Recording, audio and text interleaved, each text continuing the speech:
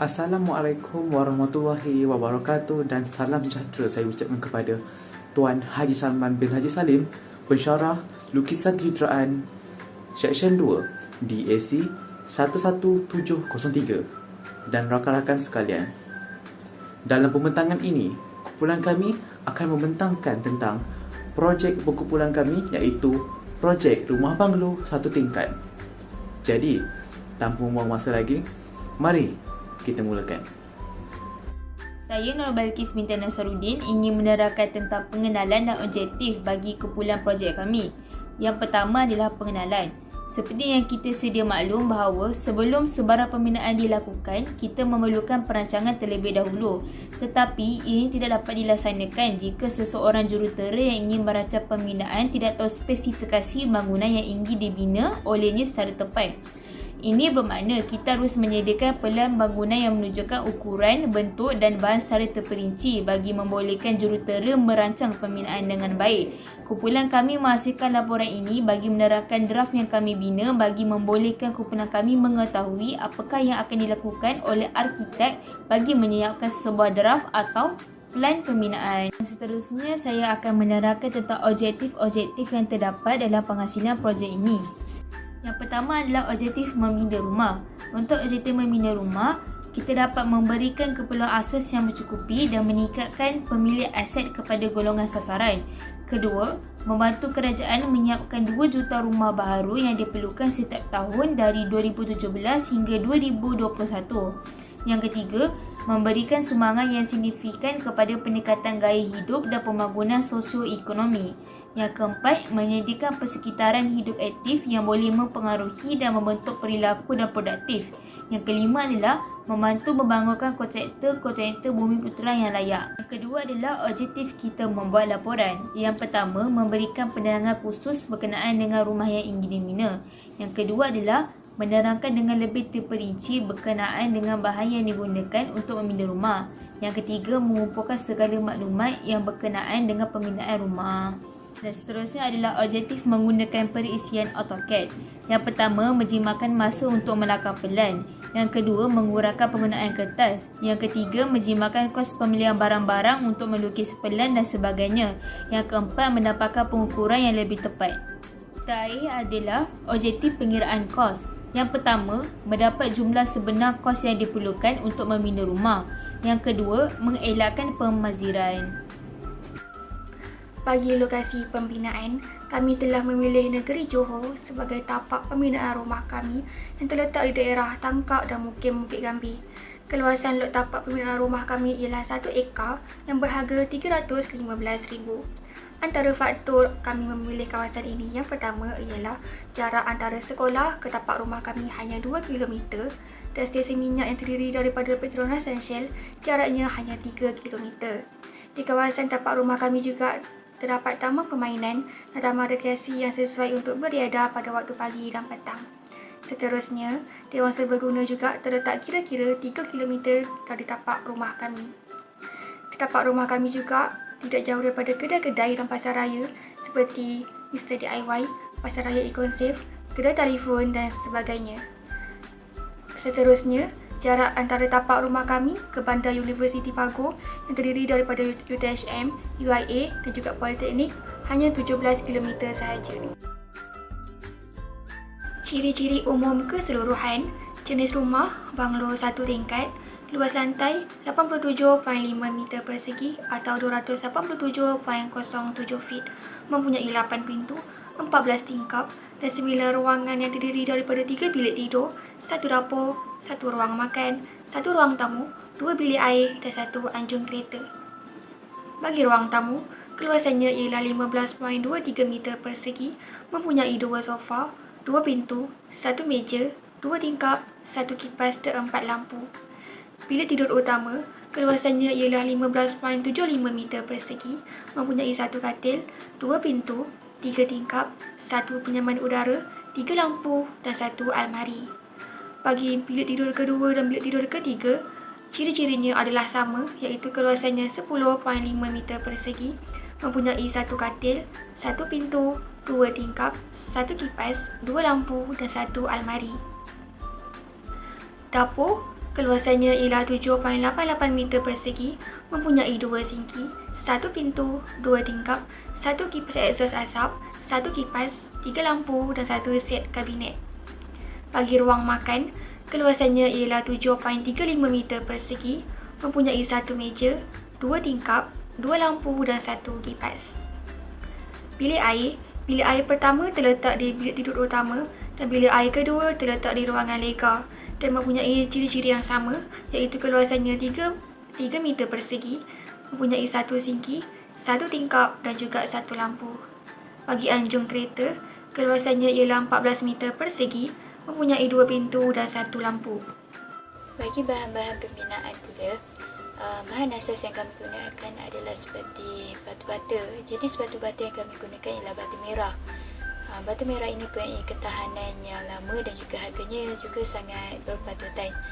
Hal ini supaya rumah yang akan dibina akan mempunyai ketahanan yang lama, akan bertahan dalam jangka masa yang lama, dan juga harganya tidaklah terlalu murah dan tidaklah terlalu mahal kerana ia merupakan rumah banglo setingkat yang mampu milik. Seterusnya ialah kayu. Jenis kayu yang kami pilih ialah kayu beroti. Kayu ini sangat berkualiti dan mempunyai harga yang sangat berpatutan. Hal ini kerana asas pada bahagian bumbung memerlukan kayu yang mempunyai ketahanan untuk menampung berat bumbung itu sendiri. Hal ini sangat penting supaya bumbung tidak mudah roboh ataupun tercabut. Jika kayu itu kurang berkualiti yang digunakan, maka dikhawatirkan akan membahayakan para penghuni rumah, malah akan menyebabkan bumbung itu mudah tercabut dan juga roboh. Seterusnya ialah simen. Jenis simen yang kami gunakan ialah simen Portland. Nisbah yang kami gunakan pula nisbah yang bolehkan simen tersebut kering dengan cepat dan mempunyai kekuatan mencengkaman yang tinggi. Dan jika kita menggunakan jenis simen yang lambat kering, berkemungkinan ianya akan melambatkan proses kerja pembinaan dan memanjangkan lebih masa untuk menyiapkan sesuatu rumah itu. Dan seterusnya, besi. Dalam pemilihan besi, kami memilih besi keduli yang padat dan tidak terlalu berat. Hal ini kerana besi ni kami pilih untuk buatkan cerucuk pada rumah. Cerucuk ini sangat penting pada bahagian pembinaan rumah kerana jika cerucuk tidak kukuh, maka dinding akan mudah retak dan juga roboh. So oleh sebab itulah cerucuk ni kita perlu ambil perhatian yang lebih terhadap pemilihan cerucuk. Bagi bahan-bahan sampingan pula, jenis bumbung yang kami gunakan ialah bumbung jenis gabungan bumbung limas Belanda dan juga bumbung limas, di mana pada bahagian hadapan rumah kami menggunakan bumbung limas Belanda dan di belakangnya merupakan bumbung limas. Bumbung limas mempunyai kecuraman yang sangat baik serta dapat melindungi rumah daripada sebarang cuaca seperti hujan dan juga cuaca panas. Bumbung limas ini juga mempunyai kekuatan yang mencukupi bagi menampung berat beban mereka sendiri. So, seterusnya ialah berkaitan cermin tingkap yang kami pilih. Cermin tingkap yang kami pilih ialah jenis tingkap berangkaca boleh laras dan juga tingkap berangkaca tak boleh laras. Tingkap berangkaca tak boleh laras kami letakkannya sebagai tingkap di bilik air, manakala yang lain tingkap ialah kami gunakan tingkap berangkaca boleh laras. Tingkap berangkaca ini mempunyai penglihatan yang sangat sempurna, murah serta kos penyelenggaraan dia sangat rendah. Tingkap ini juga mempunyai bingkai, di mana saiz bingkai yang hendak dipasang itu mestilah bergantung kepada bilangan kepingan ram kaca yang telah disusun. Seterusnya ialah jenis cat. Cat yang kami gunakan ialah jenis cat yang menarik dan juga berwarna cerah. Warna cat yang kami gunakan juga mempunyai tone antara dinding dan juga batu bata yang kami gandingkan bersama. Justru warna cerah ini adalah suatu warna yang boleh memantulkan haba, di mana bagi pembinaan sebuah rumah itu sangat sesuai bagi penghuni rumah itu tidak terasa terlalu panas ketika waktu musim panas itu berlaku. Untuk kos pembinaan projek kami, berdasarkan proses-proses yang terlibat, berikut merupakan ramalan kos pembinaan projek kami, dan ia termasuk upah tukang rumah, upah mengecat dan bahan binaan dan lain-lain. Jadi nilai tanah bagi tapak rumah kami ialah RM315,000 dan harga kadar semasa tukar rumah di sekitar tangkap ialah RM14 kaki persegi, dan bagi garaj dan lain-lain RM11 kaki persegi. Jadi untuk tukar rumah berdinding, kosnya ialah RM3,375.96 dan bagi garaj dan lain-lain RM597.9. Jumlah kedua-dua ini ialah RM3,973.5. Bagi lain-lain kerja dan kos yang berkaitan pula ialah yang pertama, kos upah kerja mengecat dan dibayar secara pukal iaitu RM1,500. Yang kedua ialah upah pasang jubin dan dinding untuk kaki persegi dan dibayar secara pukal iaitu sebanyak RM2,500. Yang ketiga untuk pintu, untuk pemasangan dan juga bahan RM1,000. Yang keempat kerja elektrik, untuk kerja pendawaian, barang dan juga deposit untuk dibayar kepada TMB sebanyak RM5,000. Yang kelima kerja paip, untuk kerja pemasangan, barang dan juga deposit kepada JBA dan dibayar kepada mereka secara pukal RM2,000. Yang keenam sewa mesin pengorek tanah iaitu backhoe dan anggarannya sebanyak RM2,000. Yang ketujuh mesin pembaca konkrit RM400 sebulan. So projek ini dijalankan selama 6 bulan. So jumlahnya ialah RM2,400. Yang ke-8 kos luar jangka anggaran RM1,000. Yang ke-9 kos pengurusan anggaran RM2,000. Dan yang ke-10 jumlah lain-lain kos yang berkaitan dan anggaran sebanyak RM15,000.